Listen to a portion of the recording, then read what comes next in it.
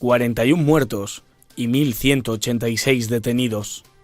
Es el balance tras 9 días de protestas en Irán. El país persa sigue conmocionado por la muerte de Mahsa Amini, detenida por la policía de la moral por llevar el velo mal colocado. Falleció durante su arresto. Los medios oficiales afirman que sufrió un ataque al corazón, pero infinidad de testigos confirman que fue asesinada. El gobierno ha impuesto serias restricciones para evitar las algaradas callejeras, pero no parece que eso vaya a contener las protestas. Es casi imposible acceder a Internet y al menos 18 periodistas disidentes han sido detenidos.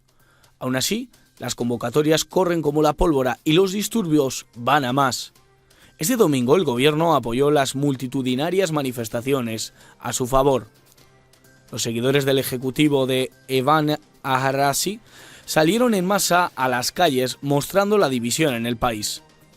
Portando ejemplares del Corán, banderas iraníes e imágenes de Alá Jamenei, líder supremo espiritual, señalaron a los que creen están detrás de este alzamiento: Estados Unidos, Israel y Arabia Saudí. Y es que hay mucha desinformación en esta revuelta. El velo es obligatorio en el país, sí, pero no el chador. Y el descontento no se basa solo en las restricciones religiosas. Irán arrastra una crisis económica estimulada por el bloqueo económico impuesto por la retirada de Estados Unidos y otros países occidentales como Alemania del Acuerdo 5+1.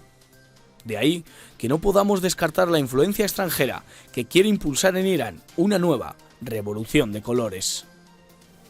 Pues está con nosotros Carlos Paz, al que le vamos a preguntar lo primero de todo, es si todo lo que hemos contado en este vídeo es así o no es así. Carlos Paz, muy buenas noches. Muy buenas noches, un placer. ¿Pasa tu filtro?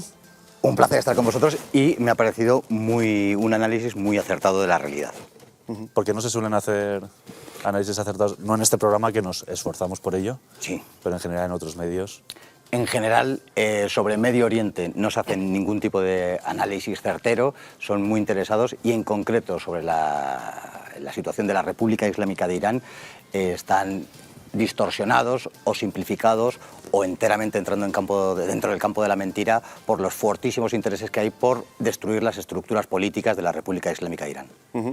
Vamos a intentar clarificar algunos de los asuntos porque decimos muchas veces lo que nos llega, no sabemos si es verdad o si es interés de algunas partes que tengamos solamente una visión. ¿Es obligatorio el velo o algún tipo de prenda similar en Irán? No me gusta hablar de velo islámico, sino de códigos de vestimenta en Medio Oriente. El velo no es islámico, hay otras muchísimas culturas que tienen velo, pañuelos o pañoletas sería más acertado, sobre la cabeza. Es obligatorio el hijab, de tal manera que el pañuelo esté sobre la cabeza, no cubriendo la cabeza ni el rostro, ni mucho menos, ni siquiera el pelo. De facto, muchas veces acaba siendo un fular. El chador, que ha sido mencionado, es una prenda del siglo XVIII que a modo identitario, si se quiere, es utilizado en Irán como respuesta a las vestimentas modernas occidentales. ¿Por qué la obligatoriedad, Carlos? Es quizás lo que más nos cuesta entender.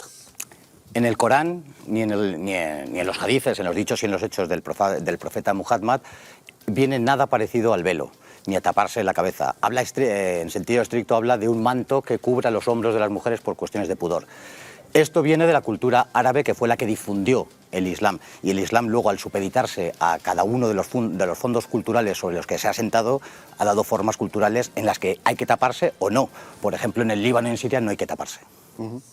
Hemos visto en ese análisis que estas revueltas pueden tener una motivación no solo relacionada con esta polémica del pañuelo, sino también una situación económica muy grave en el país en los últimos años. Hay una fractura de problemas sociales en Irán, como en todos los países. Hay una desconexión, si se quiere, en gran medida. Hace 43 años que se produjo la Revolución Islámica. La gente más joven hay una parte de la juventud que se siente desconectada de aquella revolución, del sentido de la revolución.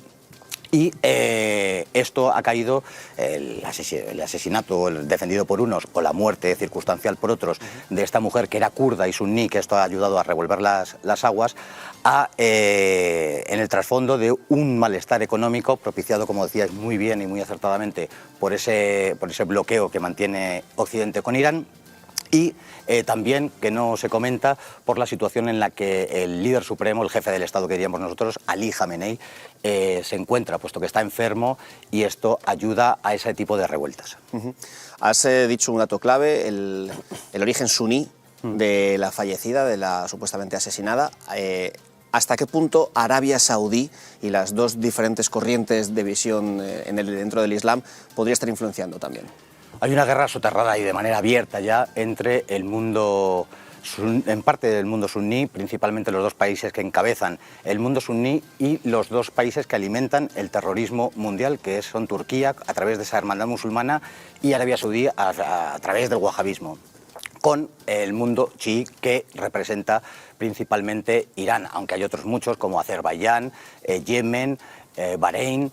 El Líbano es mayoría y en Irak son los países que hay mayorías chiíes, pero es Irán el que encabeza el mundo chií. Hay una guerra enfrente y, por supuesto, los países que están en contra de ese movimiento chií están dando ingentes cantidades de dinero para remover las aguas y darnos la sensación de que hay unas revueltas mucho más profundas de lo que en verdad son. Hoy estaba consultando fuentes de muchos tipos, el canal 12 de Israel, que se llama Ehud Yari, hablaba abiertamente, este canal israelí, de cómo Estados Unidos y Arabia Saudí estaban alimentando las revueltas. Es por eso por lo que en la finalización de esa pieza hablábamos de que evidentemente hay unas protestas, evidentemente hay un descontento, ya sea acrecentado por el asunto económico, pero que tiene un origen en estas circunstancias en torno al fallecimiento, al supuesto asesinato de esta mujer por no llevar correctamente el pañuelo, pero ¿se podría hablar de que una nueva revolución de colores, que es lo que se está intentando impulsar? Una primavera, bueno, en este caso no aplicaría lo de árabe. Una primavera persa, sí, sí.